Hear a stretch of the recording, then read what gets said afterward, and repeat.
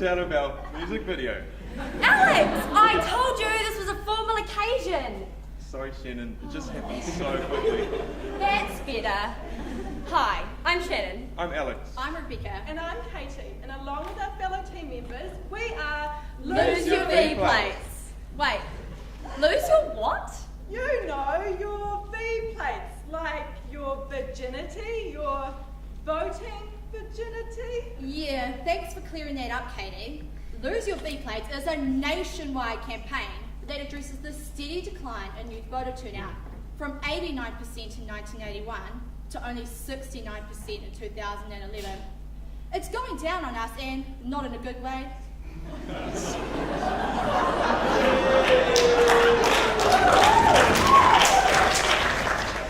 So what you're saying is that voting just isn't sexy anymore?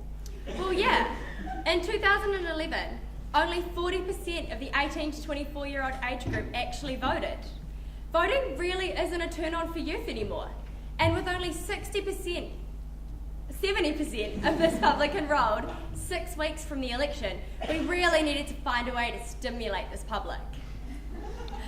Young first-time voters are often apathetic and turned off by all the mess that goes with politics. So what we decided to do was find a way to keep it simple and get them interested. Hey guys, are you even paying attention? Oh, sorry, Shannon. I was just checking out my Facebook. Well, we can see what interests this public, can't we? 90% of 18 to 24-year-olds actively use Facebook in New Zealand. But this campaign was focused on virgins. And by virgins, I mean 18 to 21-year-olds who experienced their first ever opportunity to vote this last election. Research shows that the earlier people engage with politics, the more likely they are to continue to come and vote throughout their lives. We ran a social media campaign on Facebook, targeting all the main cities with universities in New Zealand. With stiff planning, this proved to really engage this public.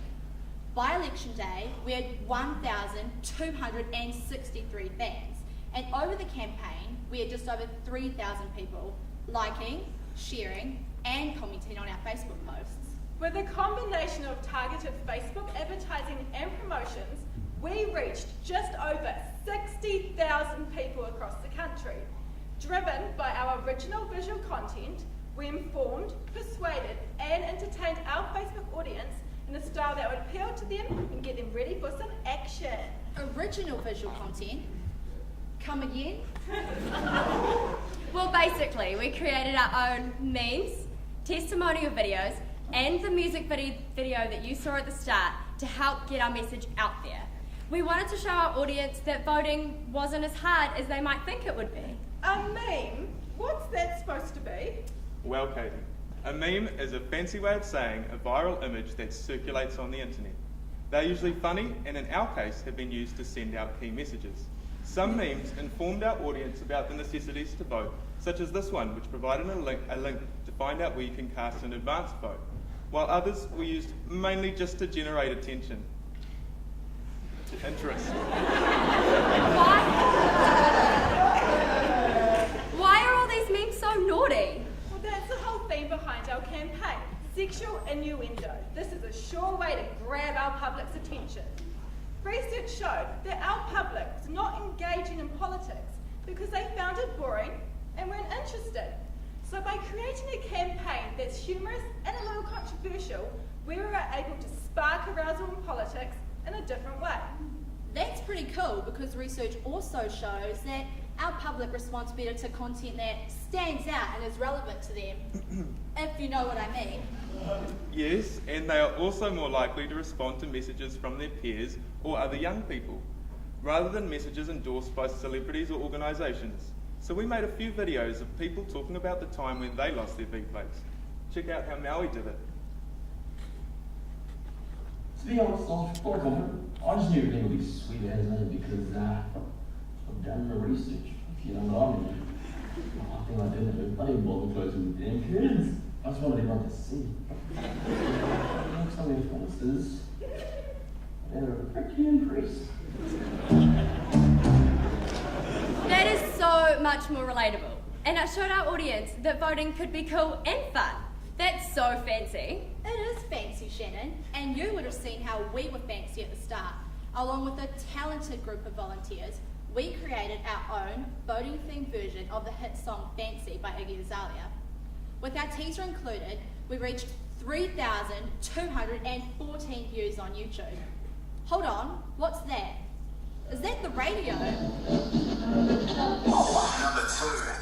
Lose Your V-Plates campaign is on. A campaign is being run by some talented students at Waikato University, urging young voters to exercise their right to vote in this year's general election. That's what the V stands for. Vote. They are working on a parody song which will be out soon. Would you like to hear a snippet of it? Sure thing. Here it is. Yeah, that was The Edge, the most popular nationwide radio station for our target public. The morning after we released the teaser for our video, JJ, Mike and Dom picked it up themselves and made it the second biggest news of the day. We didn't even ask them to do it. But the most important thing was that they emphasised that it was young people, just like our public, who were behind the Lose Your V-Plates campaign. And this is something we also reinforce on our Instagram account. By showing our whereabouts and efforts, we use Instagram to let our followers know that we are young people just like them. And if we can have this much fun getting down for the cause, then why can't voting be fun and sexy too? Wait a second. Katie, is that you in the Waikato Times? Yeah, that's me and Maya. Not only were we in the Waikato Times, but we were on the front page of the Waikato Times. That is so cool, guys, but is that going to penetrate our public enough to make them come and vote? Not directly, but an iPad mini might. So we held a competition through Facebook and Instagram called Tick, Stick, Snap. Here's Jules from the popular Facebook page Two Kids at University to show you how it was done in 3 simple steps. Tick. Tick.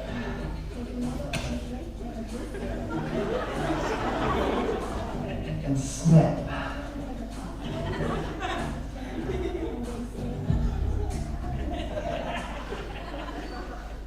Tick, Stick, Snap not only encouraged our audience to engage with our campaign, but actually made them get out there and vote this election.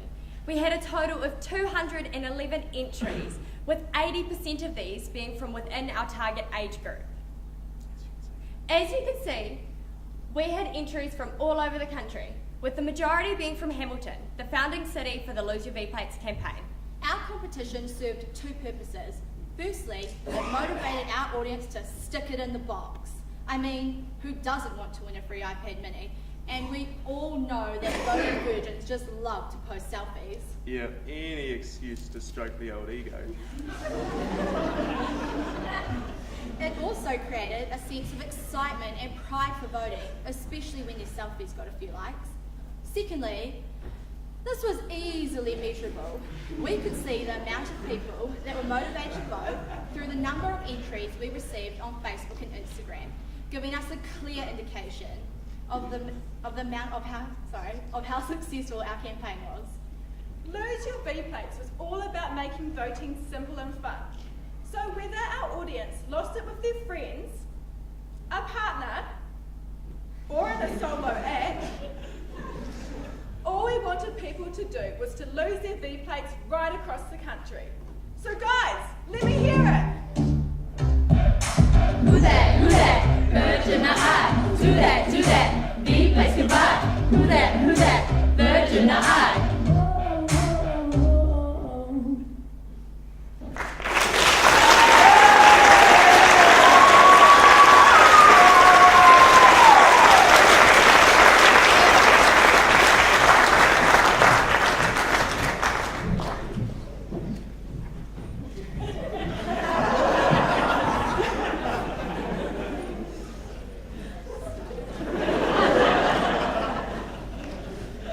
I think we should ask that young man in the front to turn around and see if he's brave as he really looks.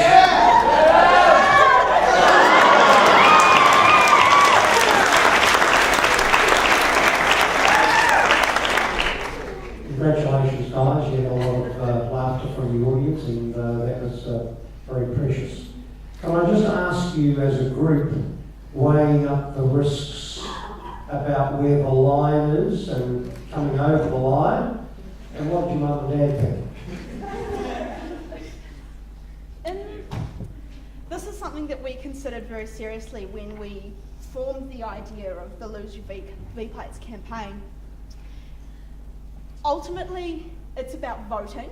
It's not about anything else. Sticking it in the boxes, sticking it in the voting box. And, I don't know what you guys are thinking.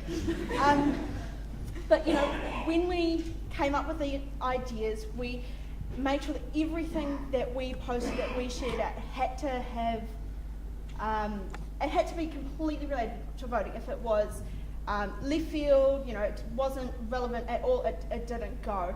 And it's a campaign that we either did it, we went full steam ahead, we couldn't really do a half attempt at it. So when we decided that we were going to do this, we said, right, we're going to do this and we're going to do this properly. But you're right, there was a fine line, and we did toy with that line at some point. But we dealt with people's reactions, but they were overwhelmingly positive. So that's something really that we're quite proud of in our campaign. Really enjoyed that. That was so good. Really, really good. Really creative. I'm going to take Gordon's question a little bit further, because I totally agree with what you're saying. If you're going to do this type of campaign, you've got to take it to the edge, and to be successful, you can't just do it kind of half, And you guys did that really, really well. But I think, the other thing too is you need to be thinking about what happens if this all goes wrong. What happens if someone posts a really inappropriate video or photo? What are we going to do? So I'd like to know about the conversation you guys had around that. And did you have to deal with anything? How did you handle it? Or if you didn't have to deal with it, how would you have handled it? I think, basically all of the videos, memes and content was personally made by us. So we were able to control all of that. With our Tick, Stick, Snap competition, we had criteria. So we had an event page. You would go to the event page, and we had in our criteria that there was obviously no nudity, no extreme things. Obviously, one very questionable photo in there, but I think he still did very well. But basically, if that had arisen, because we had complete control over all of our media, that would have been deleted straight away. We had 4 social media managers that were on the page constantly, making sure that there was absolutely nothing that went over the line. We had been constantly checking with our lecturer and our tutor to make sure that we were towing the line. And also because we posted all of the media other than the Tick, Stick, Snap competition, it really wasn't that much of an issue for us. So we think we managed it quite well, and luckily nothing untoward happened.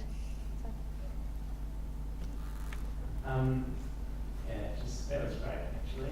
Really enjoyed that. And also your report was very slick as a presentation. Struggling to find a question. So mine is around the content that you paid for, and how much of the success of your campaign you can attribute to the social media that you paid versus the activity you did, which took on life with something like Edge. Well, basically the paid advertising allowed us to reach people that we had no hope of reaching. As we mentioned in our Tick, Stick, Snap competition, the majority of our entries were from Hamilton, but the entries from Wellington, Palmerston North, Auckland, Christchurch and elsewhere, we had entries from all over the country. We would have had absolutely no hope of getting those without our paid advertising. It also helped boost our video, our memes, and a lot of our memes, as Alex said earlier, were not only to generate interest but also informed. So we had memes regarding what you needed to vote. We had memes regarding the opening of the advanced voting and that sort of thing. So the paid advertising really allowed us to push the barriers of Hamilton and really get that nationwide reach that we needed.